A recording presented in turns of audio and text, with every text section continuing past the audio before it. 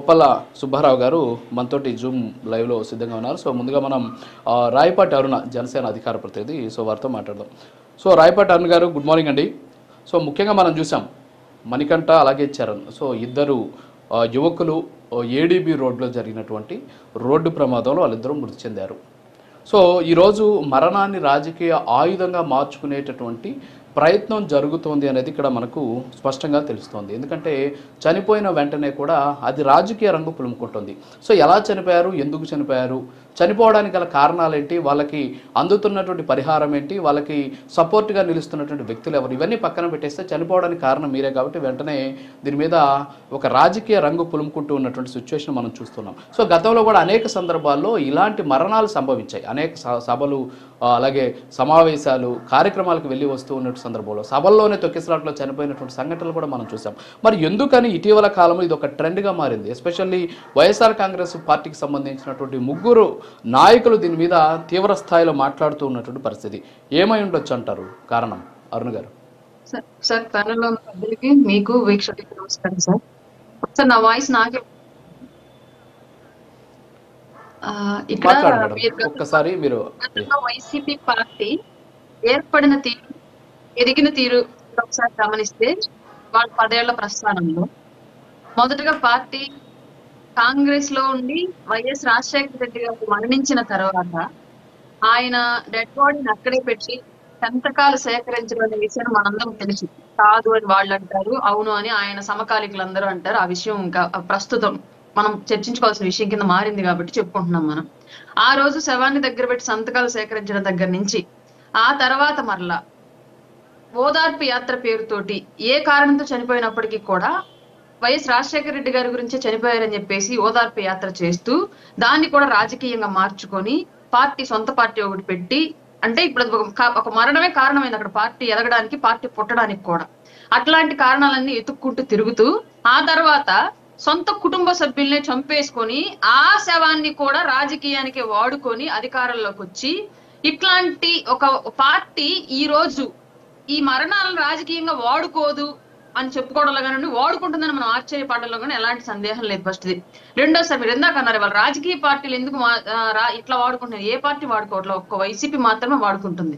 ఆంధ్రప్రదేశ్ లో కూడా తెలంగాణలో జరిగినటువంటి సంఘటనను కూడా ఆంధ్రప్రదేశ్ లో రాజకీయానికి వాడుకొని కూటమికి సపోర్ట్ వెళ్లకుండా వైసీపీకి సపోర్ట్ వెళ్ళాడు కాబట్టే, రేవంత్ రెడ్డి అనే వ్యక్తి చంద్రబాబు నాయుడు గారికి విధేయుడు కాబట్టే అలా అరెస్ట్ చేయించాడు అని చెప్పేసి బాధితుల పట్ల నిలవాల్సింది పోయి జరిగినటువంటి సంఘటన, చట్ట ప్రకారం జరిగినటువంటి సంఘటన కూడా రాజకీయ రంగు పులిమి అసలు వాస్తవాలను గ్రహించకుండా చేసి ఆ విషయం చిలువలు పలవలుగా చేసి పెద్దదయ్యేలాగా ప్రోత్సహించినటువంటి పార్టీ వైసీపీ పార్టీ ఆంధ్రప్రదేశ్ నుంచి. ఆ ఇన్సిడెంట్ ను కూడా ఆ రోజు అక్కడ జరిగినటువంటి సంఘటనను మీరు సమర్థించారు కాబట్టి, అరెస్ట్ కరెక్టే అన్నారు కాబట్టి వాళ్ళు మిమ్మల్ని అరెస్ట్ చేయాలని చెప్పేసి ఇక్కడ మాట్లాడారు. సార్ సింపుల్ విషయం మనం ఒకటి మాట్లాడుకుందాము. రోడ్డు యాక్సిడెంట్ కి తొక్కిసలాటకి ఎక్కడైనా కంపారిజన్ ఉందా? రోడ్డు యాక్సిడెంట్ కూడా ఇక్కడ వీళ్ళు ఏమన్నా గతంలో సిద్ధం సభల్లో కనుక వీళ్ళు తరలిస్తూ ఉంటే 2 వ్యక్తులు చనిపోయారు బస్సు కిందే పడి. అట్లా ఏమన్నా ఇవాళ ఈవెంట్ కి సిద్ధం సభ బస్సుల్లో తరలిస్తే ఏమన్నా ఆ బస్సుల్లో యాక్సిడెంట్ అయి చనిపోయారా? లేదంటే ఆ సభకు వచ్చినటువంటి విఐపీలు ఏమైనా వెళ్తున్నటువంటి క్యాన్వాయిల్ కింద పని చనిపోయారా? లేదంటే ఎవరైనా వాంటెడ్ గా ఏమైనా చేశారా? వాళ్ళని ఏం జరగలేదు. ఆ ప్రాంతానికి లక్షలాది మంది వచ్చారు. లక్షలాది మంది వచ్చి వివిధ దారుల ద్వారా వాళ్ళ గమ్యస్థానాలకు మళ్ళీ చేరుకున్నారు. అందులో భాగంగానే ఈ చనిపోయినటువంటి 2 యువకులు వాళ్ళ గమ్యస్థానానికి చేరుకుంటూ దారి మధ్యలో యాక్సిడెంట్ జరిగింది.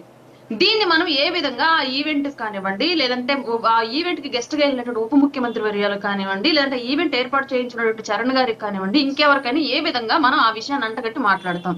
ఇది నిజంగానే వీళ్ళు రాజకీయ ఉన్మాద ధోరణిలాగా ఉంది తప్ప నిజంగానే ప్రజల పక్షాన లేదా బాధితుల పక్షాన్ని నిలబడేలాగా ఎక్కడా కనిపించట్లేదు, ఎవరికి కనిపించట్లా. ఇంకొక దారుణమైన విషయం ఏంటి అంటే, వాళ్ళు ఎవరైనా సరే బాధితులుగా ఉన్న వాళ్ళకి మనందరూ వెళ్ళి భరోసా ఇవ్వాలి ఖచ్చితంగా. దానికి తగ్గట్లుగా మా ప్రభుత్వం, అలాగే ఉప ముఖ్యమంత్రి వారు, అలాగే నిర్మాత దిల్ రాజు గారు వెంటనే స్పందించి 10 లక్షల రూపాయల ఎక్స్గ్రేషియాను వెంటనే ఆ కుటుంబానికి పంపించడం జరిగింది. మా ఎంపీ కాకినాడ ఉదయ్ గారితో పంపించడం జరిగింది. ఆ కుటుంబాన్ని వీళ్ళు ఆదుకున్నారు. వాళ్ళకి కావాల్సినటువంటి సహాయ సహకారాలు కూడా ప్రభుత్వం తరపు నుంచి అందేలాగా చేశారు. ఇంత జరుగుతూ ఉంటే ఆ కుటుంబం బాధలు రోధిస్తున్నటువంటి విషయాన్ని ఇంకా ఎవరు టెలికాస్ట్ చేయలేదు సార్. ఒక్క ఛానల్ తప్ప, వాళ్ళ సొంత ఛానల్ తప్ప ఇంకెవ్వరు టెలికాస్ట్ చేయలేదు. బాధలు ఎవరైనా నడుస్తారు, ఎలా చనిపోయినా సరే బాధితుల ఆవేదన అలాగే ఉండిద్ది. దాన్ని కూడా రాజకీయం చేసి వాడుకోవాలని ప్రయత్నం చేసి బాధలో ఉన్న వాళ్ళని రెచ్చగొట్టి కూటమి మీద లేదంటే పవన్ కళ్యాణ్ గారి మీద ఆ సినిమా మీద విషం చెల్లేలాగా ప్రయోగాలు చేసేటటువంటి పార్టీ ఏదైనా ఉంది అంటే ఖచ్చితంగా అది వైసీపీ. మీరు లాస్ట్ డిబేట్ లో కూడా ఎప్పుడు అడిగారు నన్ను, జనవరి నుంచి జగన్మోహన్ రెడ్డి గారు జనాల్లోకి వస్తారంట అని. నేను అప్పుడు అడిగాను క్లియర్ గా, ఏ సార్ జగన్మోహన్ రెడ్డి గారు జనాల్లోకి రావాలంటే శవాలే ఉండాలి, అట్లాంటివి ఏమైనా ఉన్నాయా అని చెప్పేసి నేను క్లియర్ గా మిమ్మల్ని అడిగాను. ఇవాళ కూడా చూడండి, అనుకోకుండా జరిగినటువంటి ఒక రోడ్డు ప్రమాదాన్ని కూడా రాజకీయం చేసుకుని వాడుకుంటున్నారంటే వైసీపీ పార్టీ ప్రజల్లో ఉండాలి అంటే ప్రజల్లో శవాలే ఉండాలి అన్న విషయం మనకి ఈరోజు క్లియర్ గా అర్థమైంది. వెనకటి రోజుల్లో చెప్పేవాళ్ళు ఊరు మొత్తం మీద ఏమైనా శవాలు లేసిందని సంతోషపడేది ఎవరు అంటే కాటి కాపరి అని. ఇవాళ మరి రాజకీయాల్లో రాష్ట్రంలో ఎక్కడైనా మరణం సంభవించింది అంటే సంతోషపడేది ఎవరయ్యా అంటే వైసీపీ పార్టీ అన్నట్టు తయారైన పరిస్థితి. ఒకటి అధికార పక్షంగా ఫెయిల్, ప్రతిపక్షంగా ఫెయిల్, ఇవాళ విపక్షంగా కూడా ఏం చేయాలో అర్థం కాని పరిస్థితుల్లో వైసీపీ ఉండిపోయింది అనడానికి ఇది ఒక తార్కాణం. వీళ్ళకి ఏదైనా రాజకీయం చెయ్యాలి అంటే నిజంగానే రాష్ట్రం చాలా సమస్యలు ఉన్నాయి, వాటిని వెతకమని చెప్పండి, వాటి మీద ప్రభుత్వాన్ని క్వశ్చన్ చేయమని చెప్పండి, వాటి మీద ప్రజల పక్షాన్ని నిలబడి పోరాడమని చెప్పండి. కానీ ఇలాంటి బాధాకరమైనటువంటి విషయాలను కూడా వీళ్ళు రాజకీయం చేసుకుని ఎదిగేటువంటి దురాలోచన ఇంకనైనా మానుకోమని చెప్పాలి నేను వైసీపీ చెప్తున్నాను sir. Yeah, thank you madam. So YSR Congress party అధికార ప్రతినిధి